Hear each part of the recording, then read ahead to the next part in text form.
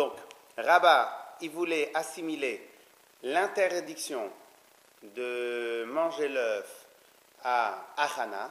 Achana, c'est une mitzvah, c'est une interdiction de la Torah qui est que En Yom Tov mechin lechavero ve En Shabbat mechin lechavero. On n'a pas droit de faire une action pendant Shabbat en l'honneur d'un Yom Tov. On n'a pas le droit de faire une action Yom Tov en l'honneur de Shabbat. Ça, c'est une mitzvah, c'est une interdiction, c'est un principe de la Torah. Donc, Rabba, lui, voulait dire que l'œuf qui est pondu pendant Yom Tov, on parle qu'il est pondu pendant Yom Tov, qui est survenu après un Shabbat, donc c'est le Shabbat qui a préparé la pondaison de Yom Tov. Ou bien c'est un Yom Tov qui a préparé la pondaison pendant le Shabbat, et c'est ça la raison. Rab Yosef et Rab Yitzhak vont assimiler l'interdiction d'utiliser un œuf qui a été décrété par Beth Hillel. Je vous rappelle que l'interdiction n'a pas été décrétée ni par Rabba, ni par Rab Yosef, ni par Rab Yitzhak. Elle a été décrétée en haut lieu de l'époque de la Mishnah, de l'époque du premier Beth Amikdash, ou du deuxième Beth Amikdash, par Beth Hillel. Donc l'interdiction est bien en amont. Rab Yosef et Rab Yitzhak vont être en machloket sur la raison de l'interdiction. Donc Rab Yosef, il va dire, c'est à cause on a peur d'assimiler l'œuf qui a été pondu, un Yom Tov, à le jus qui peut sortir de fruits pendant Yom Tov, donc mashkin chez vous, ou bien assimiler l'interdiction de prendre l'œuf qui a été pondu pendant Yom Tov à perot anoshrim. Si maintenant on voit des fruits tomber d'un arbre, donc on a dit, les chacham ils ont dit c'est interdit de prendre des fruits qui sont tombés d'un arbre parce que c'est mouktsé. C'est mouktsé ou parce que de peur qu'on va les cueillir. Ok? Vous savez que la force, c'est pas d'interdire ou c'est pas de permettre. La force, c'est quelle est la raison pourquoi tu interdis ou pourquoi tu permets. C'est l'argument. Quelle est la différence entre Rav Yosef et Rav Yitzhak? Selon Rabba, c'est un issour de la Torah. Selon Rav Yosef et Rav Yitzhak, c'est un issour rabbinique. Selon Rabba, le safek qui serait un exemple, une nafkamina la halakha, une différence dans la halakha. Selon Rabba, un safek concernant ce issour sera les chumra, parce que il faudra être rigoureux parce que c'est minatora. Selon Rav Yosef et Rav Yitzhak, un safek, un doute concernant ces interdictions sera les kula, parce que c'est minarabanan. Donc en vérité, le problème n'est pas de dire est-ce que c'est interdit ou c'est permis, parce que ça on le sait, c'est Beth Hillel qui l'a décrété. Donc la question ici, elle n'est pas de savoir est-ce que c'est permis ou c'est interdit, la question est de savoir pourquoi c'est interdit, pourquoi c'est permis. Maintenant, Rabba, il nous avait ramené une preuve, laquelle il y avait dans une certaine braïta que si maintenant un œuf il a été pondu pendant Yom Tov, pendant Shabbat, il est interdit de déplacer, tout le monde en est d'accord, mais il y avait marqué Safek, Sfeka, Sfeko, le Chumra. Si on a un doute concernant cet œuf-là, il est Chumra. Rabba, il est venu avec des pancartes de manifestation. C'est une preuve pour moi, parce que c'est Midoraïta. Ok? Rav Yosef et Rav Yitzhak, en tout cas les élèves de Rav Yosef et Rav Yitzhak, ou bien ceux qui défendaient la chita de Rav Yosef et Rav Yitzhak, ils sont venus, ils ont dit, mais non, calmez-vous. C'est pas un sfeko à cause. Pourquoi on est mahmir? C'est pas parce que le doute, il est dans Achana. Le doute, il est, est-ce que ce teuf-là, il est kasher ou il n'est pas kasher? Il est taref ou il n'est pas taref? C'est normal que sfeko le chumra. Le principe de taref, c'est un principe de raïta, mais ça n'a rien à voir avec ton principe à toi de Achana. Rabba pose la question, il dit, mais alors c'est comme ça que c'est juste un issour de ma'achalot asurot, une interdiction de consommation. Pourquoi tu dis juste après afilou be'elef ou le batel? Même à 1000 fois le volume, il n'est pas batel. Donc ça, c'était une bonne question. Ils ont répondu, oui, mais comment tu l'as dit? Lorsque je te fais moi-même l'hypothèse. Alors après, Rabba, il a prolepsé. Et il a dit, et si tu veux me dire que c'est à cause que c'est d'avar chez Minyan, parce que c'est quelque chose qu'on compte, alors il avait ramené toute la vie de Rabbi Meir, etc. Après, il avait ramené la machloket qu'il y avait entre Rabbi Yoshua, Rabbi Shimon ben Lakish et Rabbi Yochanan. Et à ce moment-là, il a dit que l'argument qu'on avait monté contre lui, Rabbin, était un argument qui ne valait que selon une version dans Rabbi Meir. Donc il n'y avait pas assez de poids pour pouvoir le contredire. Donc il continue à argumenter que la halakha doit être comme lui. Ok? Alors maintenant sur ce, qu'est-ce qu'elle va dire la Mishnah? Elle va dire non, j'ai plus que ça. La Gemara. Elle va ramener, elle va dire non, on va complètement changer de registre. La source du principe de Davar Shebeminyan ne provient pas de la Mishnah avec Rabbi Meir, Rabbi Akiva, qu'est-ce qui est important, qu'est-ce qui n'est pas important, provient d'un autre sujet complètement. Et à la fin de ce sujet, donc une citation, rappelez-vous ce qu'on avait étudié la dernière fois, quand on dit citation, on n'a besoin que d'une phrase, des fois d'une citation. Là, on va encore avoir la même histoire. On va nous ramener une citation complète qui va aller encore pendant 15 lignes. Et de la citation, j'ai besoin que de la dernière phrase. Donc, gardez bien en tête que tout ce qu'on va voir, ça doit être mis dans nos têtes, dans une case. Laquelle case? C'est une préface pour arriver à, c'est une parenthèse pour arriver à. Mais quoi qu'il arrive, même la parenthèse, on doit la prendre. Qu'est-ce qui va nous dire la Gemara? Que la référence de la Shita de Rabbi Yosef et Rabbi Yitzhak n'est pas une version de Rabbi Meir, mais la Shita de Rabbi Yosef et Rabbi Yitzhak provient tout simplement d'une vraie phrase qui a été décidée par plusieurs Tanaïm, et donc ça a plus de poids. Si ça a plus de poids, ce que Rabbin voulait le projeter est tombé à l'eau. Ok? Maintenant, je commence dans les mots. Nous sommes Daf Gimel Amud Bet. On va reprendre depuis la 5e ligne. Maïeka ou El al Rabbi Yochanan. Donc on avait dit, pour Rabbi Shimon, c'est bien parce qu'il y a marqué Kol Shedar Kol Emanot. Je vais passer. Non, je ne vais pas passer. Kol Shedar Kol Emanot, tout ce que de temps en temps on compte, ça lui donne une chashivut, ça lui donne une importance. Ava el al Rabbi Yochanan, mais selon la chita de Rabbi Yochanan, que la règle n'est pas Kol Shedar Kol Emanot, elle a Et Shedar Kol Emanot. C'est quand est-ce que quelque chose prend de l'importance? Uniquement lorsqu'on ne le vend qu'à l'unité. Un œuf, c'est vendu tantôt à l'unité, tantôt au volume. Donc, ton contre Rabbah n'est valable au final que selon la chita de Rabbi Shimon ben Lakish. Comment il comprend Rabbi Meir? Ok? Omar, maintenant on commence le cours d'aujourd'hui. Omar Rav Papa. Rav Papa dit Hay Tana. En vérité, ce Tana qui a ramené la Shita, la Mishnah, toute la Braïta qu'on a dit tout à l'heure, Tana de Litra Ktsiotu. C'est le même Tana. Tana, c'est le Tana de Litra Ksiot. Alors, je ne sais pas comment on va traduire exactement. Alors, Litra, moi je pense que c'est les litres, ou je ne sais pas comment ils appelaient avant. Hein?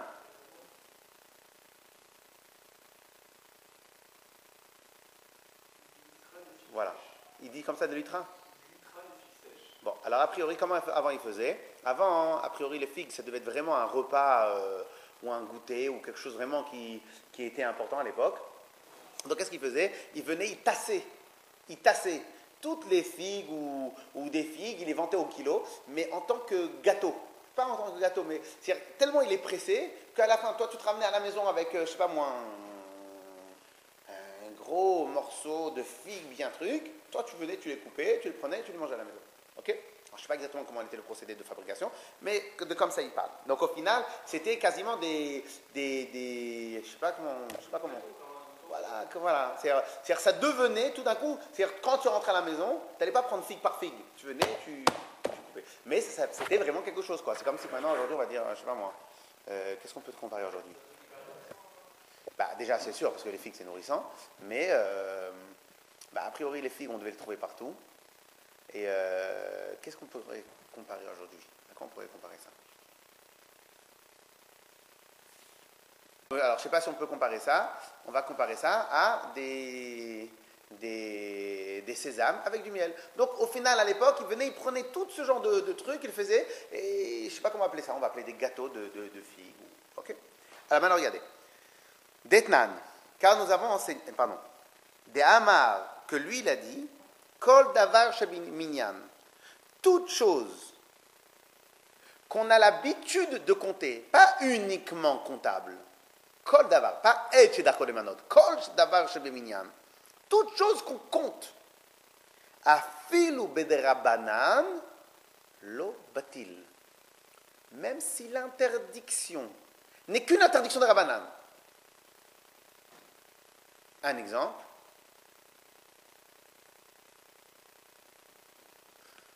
Là, par exemple, l'exemple qu'il va donner, c'est d'avoir une trouma de fruits. Vous savez qu'il y a tous les matins, on dit comme ça, Deganecha, Tiroshcha, Vihitzarecha. C'est quoi Deganecha? Récolte, céréales. Tiroshcha, bravo, Vihitzarecha, l'huile. La trouma qu'on devait donner au Kohanim, Mideoraita, on ne l'a donné que de Deganecha, Tiroshcha, Vihitzarecha. Ok? Les Chachamim, comme au final, pas tout le monde était agriculteur, il y en avait qui avaient des oranges, il y en a qui avaient d'autres choses, et en plus, etc., etc. Donc ils ont étendu les Chachamim même sur les fruits. Donc l'obligation de faire la trouma sur des fruits est une obligation des rabbiniques. Il nous dit ici que même si l'interdit en question n'est que d'ordre rabbinique, si tant et soit peu qu'il soit vendu à l'unité ou à l'unité, il n'est jamais battel. Ok? Alors venez, on fait dans les mots. Alors, pardon, et juste avant de continuer, donc à quoi ça nous sert de tout cela? Pour montrer quoi? À quoi ça nous sert de tout ce que j'ai dit? Alors c'est vrai qu'elle les conforte ou elle est faite pour eux, mais le mot je l'aime pas. Pourquoi? Parce que cela veut dire que elle était faite pour eux. Elle n'est pas faite pour eux. C'est une chita, c'est une école qui dit Kol davar sheminyan. Après eux, que dans leur chita eux, ils utilisent ce principe-là. En réalité, les deux, elles ne sont pas obligées d'être liées. C'est Rav Yosef et Rav Yitzhak, quand eux, ils ont fait leur thèse, ils ont utilisé ça.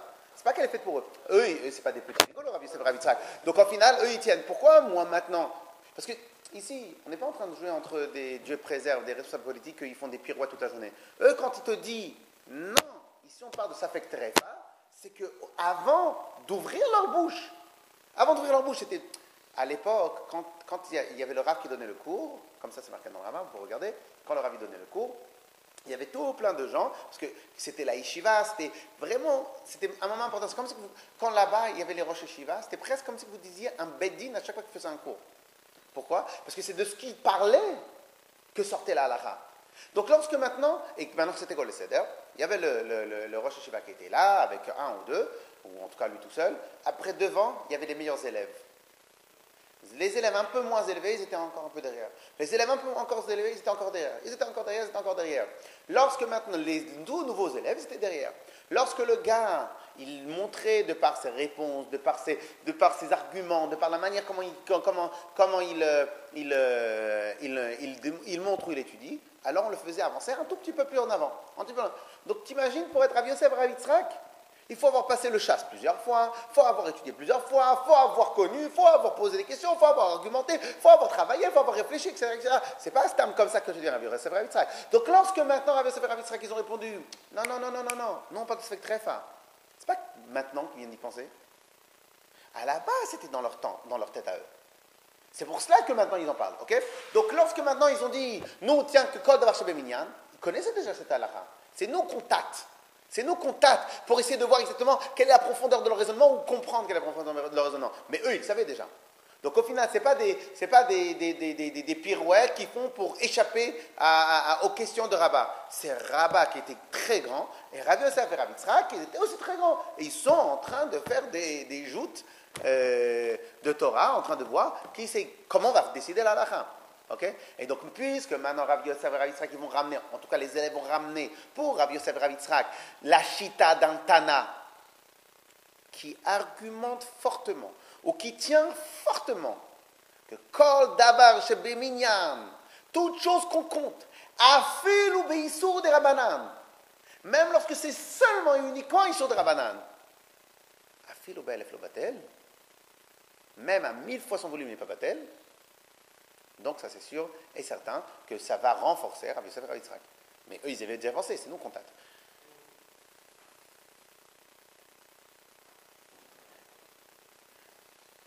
On y va. Je reprends depuis la 4e ligne. Haï Tana, ce Tana là qui a enseigné la Braïta avant, Tana de Litra Ketziot Hu, c'est le même Tana qui a enseigné tout le problème de Litra Ketziot, les litras de figues. D'Ama, parce que lui il a dit, parce que sache, lui elle est quoi? Kod Vashabeminyan, Afilu B'derabanan lo batil. Toute chose qui est comptable à l'unité, bien évidemment. Afilu B'derabanan, même si le Issour, il est seulement un Issour de Rabbanan, c'est-à-dire un Issour, entre guillemets, où nous n'avons pas l'obligation d'être mahmir. Afilu B'elef, donc même à 1000, il n'est pas batel. Vechol sheken b'doraïta. Il y a plus forte raison, si l'interdit en question, c'est un interdit b'doraïta. Que dès lors qu'il est comptable, c'est terminé. Alors maintenant, à partir de maintenant, je vais faire le moins d'explications pour qu'on se rappelle, pour qu'on voit dans la vidéo, si on a besoin, la traduction exacte de chaque chose et doucement. Et si après j'ai besoin de revenir, je vais revenir. Okay? Donc là, je le fais pour qu'on puisse prendre des notes et pour qu'on travaille la traduction. Detnan, comme on a enseigné, ici, on ouvre les guillemets. Litra ketziot shedarsa alpi igul. Donc, des figues qu'on aurait écrasées, qu'on aurait piétinées, alpi igul, sur un moule. Donc, alors, de nos jours, comment on fait des gâteaux? On a un moule, et vous savez, il y a des gâteaux qui étaient au milieu vides, comme ça, vous savez le truc, et au milieu, c'est des gâteaux comme ça en rond. Donc eux, à peu près, ils avaient ce genre de moule. Ils mettaient comme ça. Pourquoi ils le faisaient vide? Ils le faisaient vide au milieu comme ça. Après, une fois que c'est en forme, ils viennent, ils le sortent du moule et ils le font sécher et ils l'attrapent. Donc après, ils peuvent le vendre beaucoup. Donc c'est ici la même chose. Ils viennent, ils écrasent fortement le chose dans le moule. Une fois qu'il est devenu un vrai morceau, ils viennent, ils le sortent et ils le vendent. Okay? Donc ça pouvait être des moules plus épais, plus grands, etc. Api Igoul, Veino Yodea. Alors maintenant, lui, le problème, Ve'eno yodea, il ne sait pas, Be'izei Rigoul derasa. Donc bien évidemment, on parle de litra ketziot de Trouma. Hein. Alors, litra ketziot de derasa alpi Rigoul, Ve'eno yodea Be'izei Rigoul derasa. Lui, il est du métier, et il ne sait pas les figues de Trouma dans lequel il les a empilés, les a écrasés ou il les a piétinés. Alpi Chavit, donc Igoul, c'est le plus grand moule. Alpi Chavit, ou bien au-dessus d'une cruche, Veino Yodabe Chavit Drasa, il ne sait pas dans quelle cruche il les a mis. Alpi Koret, ou bien dans un moule encore plus petit, Alpi Koret, Veino Yodabe Koret Drasa. Il ne sait pas dans quelle Koret il les a piétinés. Sur ce, donc sur cette Mishnah-là, nous allons avoir l'avis de Rabbi Meir et Rabbi Yehuda, que chacun, il va avoir une version de Rabbi Eliezer et de Rabbi Yehoshua.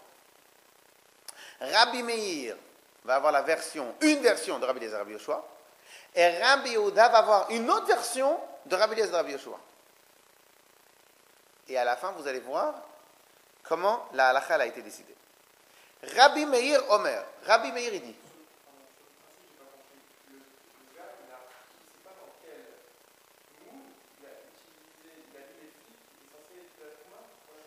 Oui, des figues qui n'ont pas été prélevées de la Trouma.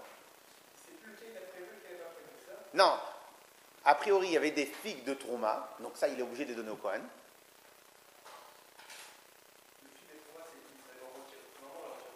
Non, mais a priori, c'était déjà des figues de Trouma.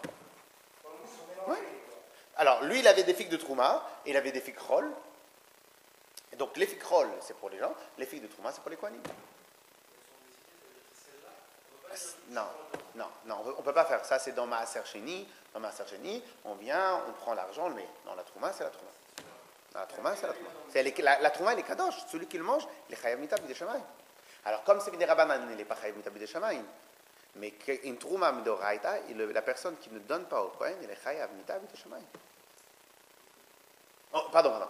Celui, pas celui qui ne donne pas, celui qui mange la trouma, qui appartient au Kohen, qui doit le manger en état de tahara et tout ça, il est chayav mita b'idei shamayim. Donc là, c'est pas une blague. La seule blague ici, c'est b'idei rabanan. Mais ça ne change pas qu'on voit qu'on va être mahmir. Okay? Donc le gars, qu'est-ce qu'il fait? Il est arrivé, il avait toutes sortes de choses, chol et trouma. Il a pris la trouma et il l'a mis dans des moules. Maintenant il arrive, il fait, oh là là mince, c'est lequel au Kohanim, c'est lequel pas au Kohanim, qu'est-ce que je fais pas, etc. Quel est le dîme? Alors s'il y a un de bitul berov, que c'est batel berov, ça peut exister. Si maintenant il y a un de bitul beshishim, ça peut exister, pourquoi pas? Est-ce qu'on peut appliquer ici le bitul berov ou le bitul beshishim? Ça va être toute la question.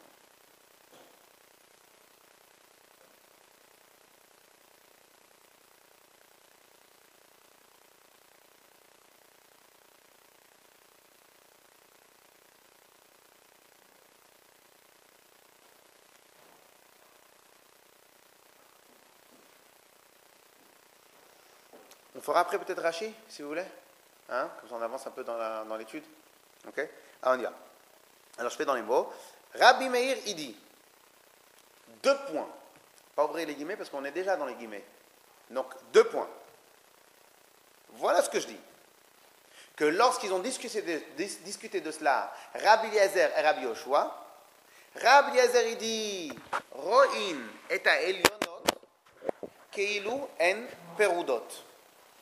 Dans le moule, tu peux diviser le moule en 2 parties, la partie du haut, la partie du bas, ou la partie que tu es sûr, dans laquelle tu as mis les choses, tu divises en 2 parties distinctes. Donc, la trouma, elle est battelle jusqu'à 100 fois son volume. Donc tu regardes, si tu avais une litra ktsiot, trouma potentiellement, et tu en as 100 autres chol. Si tu en avais 2, il en faut 200. Si tu en avais 100, il en faut 1000. Donc pour annuler, pour être mevatel la trouma, la dernière fois on n'a pas travaillé ce lien-là, mais pour être mevatel la trouma, ça s'appelle dimoua. C'est quoi dimoua? C'est qu'elle s'englobe, qu'elle s'annule, etc. Alors il dit comme ça, Ro'in et à Elionot. On va considérer que dans les cruches ou dans les moules, il y a la partie du haut, il y a la partie du bas. Il y en avait un de trouma. Et j'en avais 50 cruches. Les 50 cruches, je les divise en 2. Partie du haut, partie du bas. Au total, j'en ai 100. Rabbi Eliezer, il dit, comme j'en ai 100, tout est caché.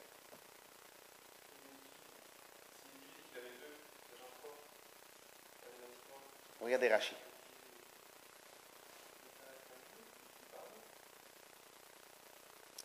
Regardez Rashi. Tout en haut à droite. Ro'in otan keilu en perudot. On regarde toutes ces cruches keilu en perudot, comme si qu'elles étaient séparées. Imen kan mea pumin shel eter. S'il n'y a pas ici pumin. Pumin, c'est style des têtes de série. S'il n'y a pas ici des têtes de cruches, il n'y en a pas 100. Donc s'il n'y en a pas 100 des têtes de cruches, quand il n'y en a que 50, comment tu fais? Tu as besoin de 100 pour que la chose s'annule. Alors, Imen kan mea pumin shel eter. S'il n'y a pas 100 têtes pas de gondole, 100 têtes de cruches, chez Yebain kedele ha'alot piaïsour, pour pouvoir annuler le 1%, ben chadomea pour 1%, qu'est-ce qu'on fait? Rabbi Eliezer dit roin keilu litrot shel kol hapumin perudot me'al pumim. On va regarder comme si que tous ceux qui sont à l'intérieur, ils vont être séparés de ce qui est en haut. Umuravot beshulshulaim. Et donc on les mélange avec tout ce qui est sur le côté. Venimtseu kulam besafek adimua. ce qui me fait un total de 100. Sur les 100, je vais avoir 100% de doute si maintenant ça a été, c'est le trouma ou pas la trouma.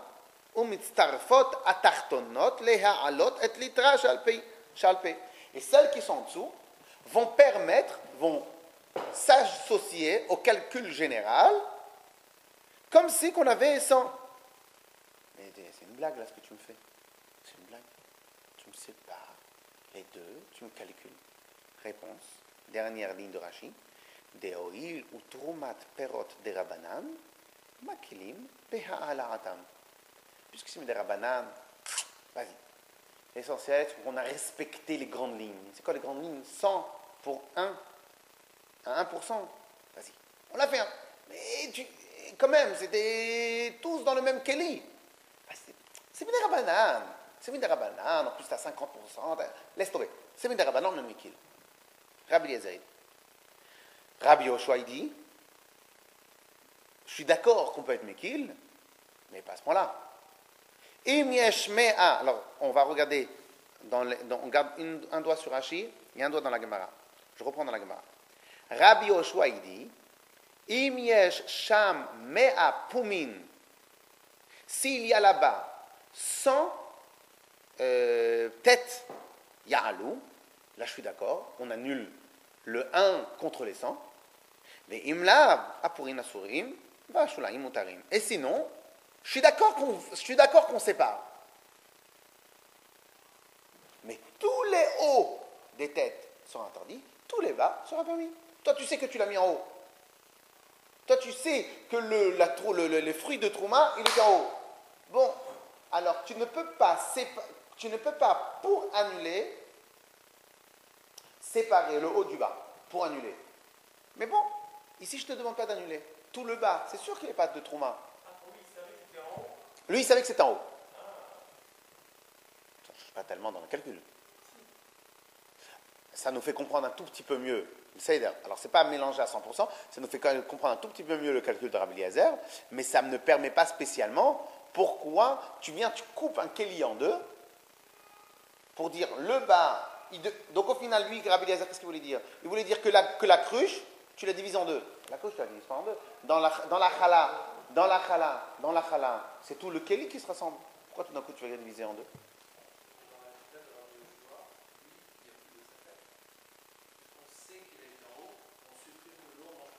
Donc, oui, on n'a plus de safek pour le bas. Mais tous les hauts, ils sont pas cachers. C'est-à-dire, en bas, j'ai pas de safek, puisque ça n'a jamais été en bas, le chose. Si, par contre, tu as des cruches. En vérité, ici, ce n'est pas une question de haut et de bas. Une question ici, ça peut être, si c'est à droite, c'est à droite, c'est à gauche, à gauche. En vérité, la question ici, c'est tu sais où il est potentiellement l'interdit. Potentiellement l'interdit, il est en haut. Bon, alors vas-y, c'est une rabanan, tout le bas, tu le récupères. Potentiellement l'interdit, il est à droite, toute la gauche, tu le récupères. Rabbi Eliezer, il voulait être encore plus mekil. Lui, il voulait dire non, tu sépares virtuellement, et la séparation virtuelle, elle t'aide à avoir un total de 100 pour pouvoir annuler le issour. C'est pas trop long.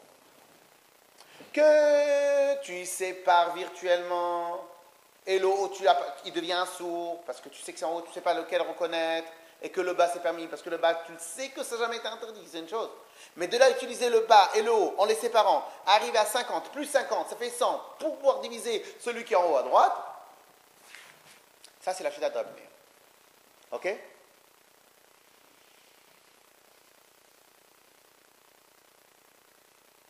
On fait Rashi?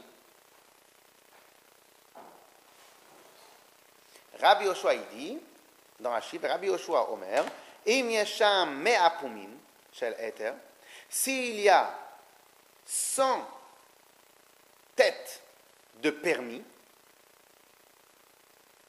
les vagues pumim shel isur, à part ceux qui sont interdits, donc 100, ma'alin otam bechad mea, donc 1% c'est bon. Ve'im lav, sinon, apumin asurim, tout est interdit.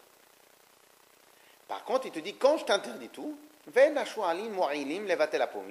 et ceux qui sont en bas, ils ne vont pas pouvoir servir à annuler l'eau. Oui, ça fait que dis-moi. Parce qu'à la base, ils ne sont jamais rentrés dans le problème, puisqu'ils n'ont jamais été interdits. Tout le bas, il n'a jamais été interdit, puisqu'on sait qu'il était en haut, le Issour. Donc en vérité, c'est un peu différent de ce que je dis. C'est-à-dire que lui, il te dit, pourquoi je ne peux pas me permettre d'associer les deux?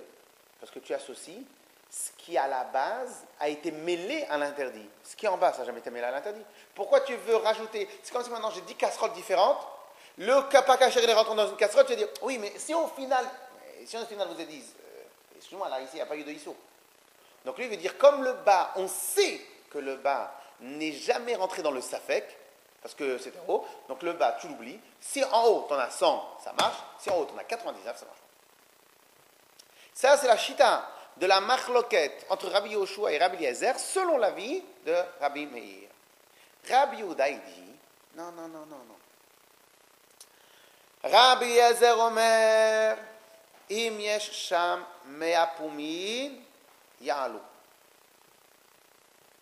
S'il y a 100 têtes en haut, entièrement, ya'alu, ils vont réussir à élever le trouma au niveau de Chol, donc tout va être permis. Veimlav, s'il n'y a pas, apumin, asurim, ve'ashulaim, mutarim. Le haut, il est interdit, et le bas, comme on a dit tout à l'heure, exactement. Donc au final, Rabbi Yehuda reprend la version de Rabbi Yoshua pour Rabbi Eliezer. Rabbi Yoshua, il dit, non, pas du tout. Afilu yesh sham shelosh meot pumim lo ya'alu. Même s'il y en a 300, donc 3 fois la recommandation requise. On avait dit qu'il fallait 100, et là il y en a 300. Lo ya'alu, même s'il y a 300 fois le volume, lo ya'alu. Tu ne pourras jamais rendre tout permis. On fait juste le Rashi de Rabbi Yoshua Omer. J'ai sauté un Rashi de Rabbi Yehuda Omer. Rabbi Yehuda, regardez, on va faire le Rashi de Rabbi Yehuda. Rabbi Yehuda, il dit, Loken nichleku Rabbi Eliezer et Rabbi Yoshua, et Loken nichleku Rabbi Eliezer et Rabbi Yoshua. Donc Rabbi Yehuda, il donne une vraie version différente. Je continue. Rabbi Yoshua Omer, afilu yesham shlosh meot pumin. Même s'il y a 300 têtes. Et là, je ne te fais pas d'embrouille. Je te mets vraiment les 100 tonneaux que j'ai devant moi, les 100 coches devant moi, tous, il y a de quoi les rentrer dans le calcul. Même si on a 300, en ma'alin et ayachid, on ne pourra pas faire le 1 contre 300, le rendre cachère. Pourquoi?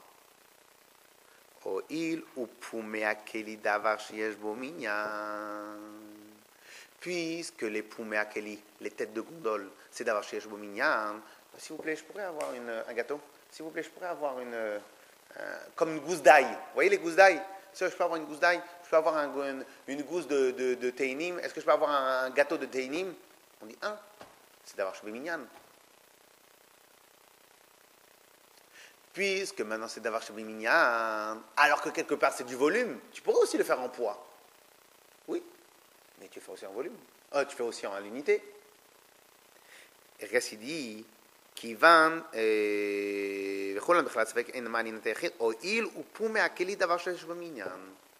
puisque les têtes de forme, les têtes de moule, c'est d'avoir chez Minyan ou l'obatle.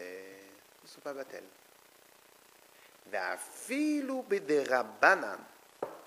Et même si c'est bederabanan. Là, ici, on a un Tana, en tout cas, selon la version de Rabbi Yehuda, on a un Tana, en tout cas, la Shita.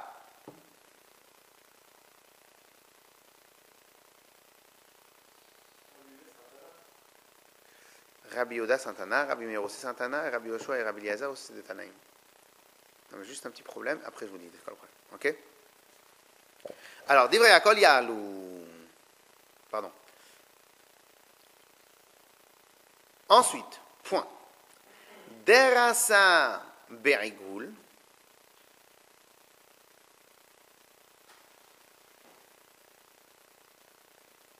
Alors, derasa berigoul, veino yodea berizegoul, je l'ai piétiné dans un moule, mais je ne sais pas quel moule je l'ai piétiné.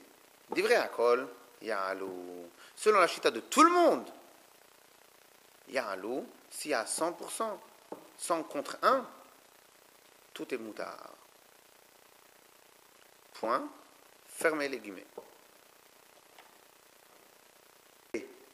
Regardez la suite. Je reprends. Derasa berigoul. La Mishnah elle continue tranquille, elle dit comme ça. Si maintenant tu l'as écrasé, tu l'as piétiné, berigoul dans un moule, ça, veino yoda beizegoul, et tu ne sais pas dans lequel c'est. Beizegoul derasa, divrei akol ya'alou. Selon la chita de tout le monde, c'est sûr que c'est bon. 1%, c'est sûr que c'est bon.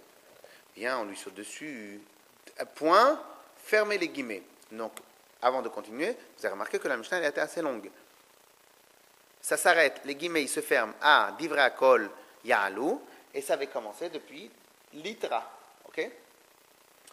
Alors maintenant la Gemara dit divrei akol, selon la chita de tout le monde, haïnu pluktayu. C'est ça la machloket. La machloket, justement, c'est quand tu sais pas c'est quoi. Hein.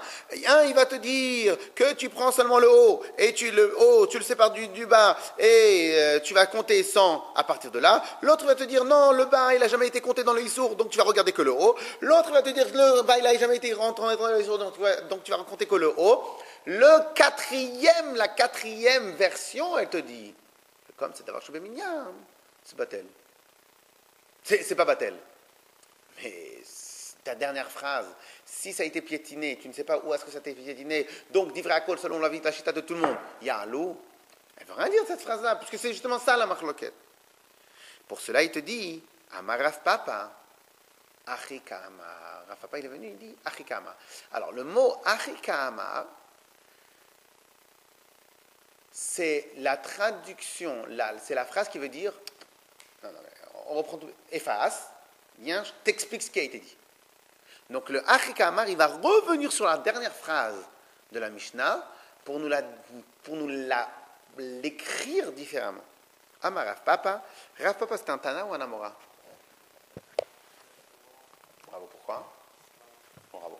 Ok? Et à part ça, non, Papa, c'est aussi, tu vois, le Aleph à la fin. On avait expliqué que les mots en araméen qui se terminent par Ha, en araméen, c'est avec un Aleph. En hébreu, c'est avec un He. Oui, donc Rabba et Rava, juste. Alors Rabba, hein, je ne sais pas pourquoi, parce que lui aussi, il était un Amora. Mais par contre, Rabba, lui, il a commencé déjà depuis. Lui, il était la première génération de Amoraïm. Et par exemple, il y a marqué une fois que Rabba, il était en machloket avec un Tana. On a décidé que la halakha était comme Rabba.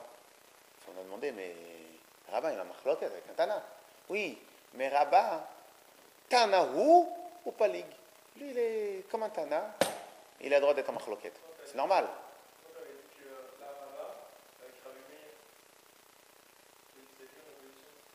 Non, on avait dit que le Rabba, il argumente. Non, c'est pas ça que j'ai dit exactement.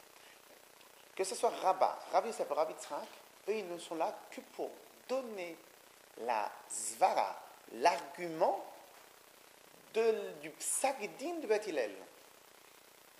On est d'accord? Donc Rabba, Beth Hillel a dit, cet œuf-là, tu ne le manges pas. C'est pas Rabba qui a donné cette halakha, c'est Beth Hillel. Toi, moi, Rabba, je viens et je te dis, mais tu sais pourquoi Beth Hillel l'interdit? Parce que c'est un problème d'achana. Je suis assis à côté de Rabbi Yosef et Rabbi Tzrak, il dit, non, Rabba, arrête, c'est pas un problème d'achana. C'est un problème de Xera de Rabbanan, Mishum Ashrin Shedavu. Rabbi Yosef dit, mais non, c'est pas Ashrin Shedavu, c'est Mishum Perot Anashrim. Et chacun continue à discuter. Très bien. Donc, eux, ils discutent sur la raison qui a poussé Beth Hillel. Très bien. Tout à l'heure, j'ai dit qu'il y avait un Rabbi Meir qui a été amené contre Rabba. Très bien. Mais ce Rabbi Meir-là, il a été amené pour la chita de Rabbi Yosef et Rabbi Tzrak. Mais qui a dit que Rabbi Yosef et Rabbi Tzrak, ils avaient compris Rabbi Meir? Ou qui a dit que cette chita-là de Rabbi Meir, ou peut-être que Rabba lui-même, il s'appuie de quelqu'un d'autre. Et une des manières comment Rabba, il a démonté le contre de Rabbi Meir, en disant que toi, tu m'attaques avec juste une version dans la chita de Rabbi Meir. Une version dans la chita de Rabbi Meir. Donc et cette version-là, qui c'est qui l'a donnée? C'est encore d'Amoraïm. Donc c'est Rabbi Yoshua et Rabbi Shimon ben Lakish et Rabbi Yochanan. Eux, c'était d'Amoraïm. Bien que c'est marqué Rabbi, mais c'est d'Amoraïm. Ok? Parce que Rabbi Shimon ben Lakish, après, ça doit être le fils de Resh Lakish, et Rabbi Yochanan, c'était la Chavruta de Resh Lakish. Eux, ils étaient d'Amoraïm. Après, je sais pas pourquoi on a dit Rabbi, mais peut-être parce qu'ils étaient d'Eretz Israël, c'est peut-être pour ça. Non, Resh Lakish, c'est son nom. Resh Lakish. Non. Resh Lakish. C'est plus comme ça. Resh Lakish, la traduction exacte du mot, je ne sais pas, mais c'est pas un acronyme. C'est Resh Lakish. Ok? Je ne sais pas si ça a bien été compris ce que je dis, mais on continue. Alors maintenant, on dit, Amar Papa, il dit, Achika Amar, arrête. C'est comme ça que la Mishnah a été étudiée. Toi, tu l'as eu avec la version un peu effacée du tableau. Je vais te réécrire sur le tableau. C'est quoi la vraie version de cette Mishnah-là? Je t'explique. Derasa be'igul ve'eno yodea be'eze makom igul, be'eze makom derasa. Dommage qu'on n'a pas l'écrit. Tu as un moule et tu sais que les fruits de Trouma, tu les as écrasés, piétinés dans un moule. Ils n'ont pas pris tout un moule entier. Ils ont pris qu'une partie du moule.